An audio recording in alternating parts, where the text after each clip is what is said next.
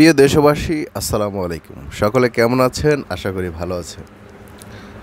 প্রথমেই আপনি যে স্ক্রিনে যে ছবিটা দেখতে পাচ্ছেন, তিনি একজন বাংলার নায়ক, বাংলার একজন বিশ্বস্ত লোক, যিনি চাইলে অনেক আগেই এই ক্ষমতাটা নিতে পারতেন, যেই ক্ষমতাটা উনি এই শেষ বয়সে এসে নিয়েছেন।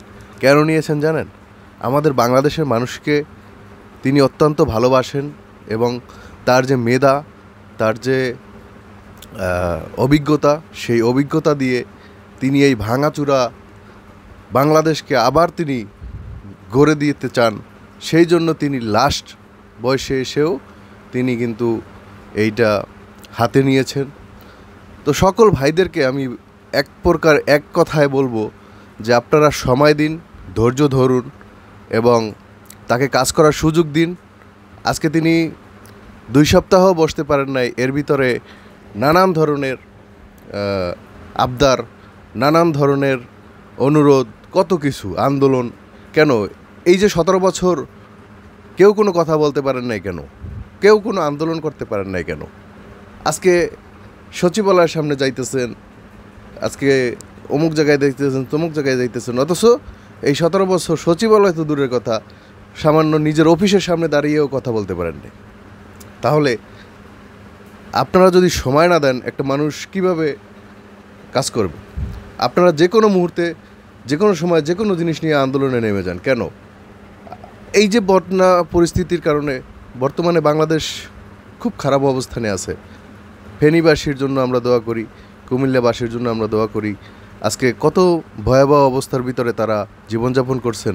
এই মুহূর্তে আপনাদের একদম দাঁড়াই গেছে, আপনারা আন্দোলনে নেমে গেছেন। কেন ভাই? আপনারা আসলে কি চান? কি চান জীবনে?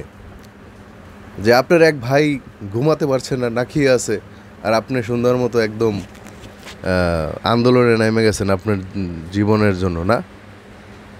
এগুলো ভাই বাদ দেন। হাজারো বেকার রাস্তায় রাস্তায় ঘুরতেছে, চাকরি পাইতেছে না, আর আপনারা চাকরি পাইছেন মোটামুটি, তাও হচ্ছে আন্দোলন করতেছেন। আসলে আমরা বাঙালি জাতি আসলে সম্মান দিতে জানি না, ধৈর্য ধরতে পারি না, যার কারণে হচ্ছে আমাদের এই পরিস্থিতি, এই অবস্থান। এতদিন কেউ কোনো কথা বলতে পারেন নাই, যখনই সুযোগ পাইছেন অমনি সুযোগের সদ্ব্যবহার করা শুরু করে দিয়েছেন।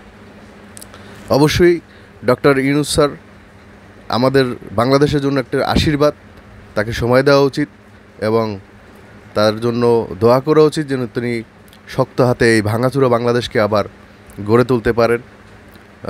সকলে তার জন্য দোয়া করব এবং তিনি যেন সুস্থভাবে, শারীরিক সুস্থতার সাথে এই বাংলাদেশকে আবার অবকাঠামো সব কিছু ঠিক করতে পারে। এখনও প্রতিটি রন্ধ্রে রন্ধ্রে দুর্নীতিবাজ লুকিয়ে আছে, প্রত্যেকটা দুর্নীতিবাজকে তারা যেন বের করতে পারে, সেই আশাবাদ ব্যক্ত করে ডক্টর ইউনূস স্যারের দীর্ঘায়ু কামনা করে আমি আজকে আমার সংক্ষিপ্ত বক্তব্য শেষ করছি। সকলে ভালো থাকবেন, সুস্থ থাকবেন। আল্লাহ হাফেজ।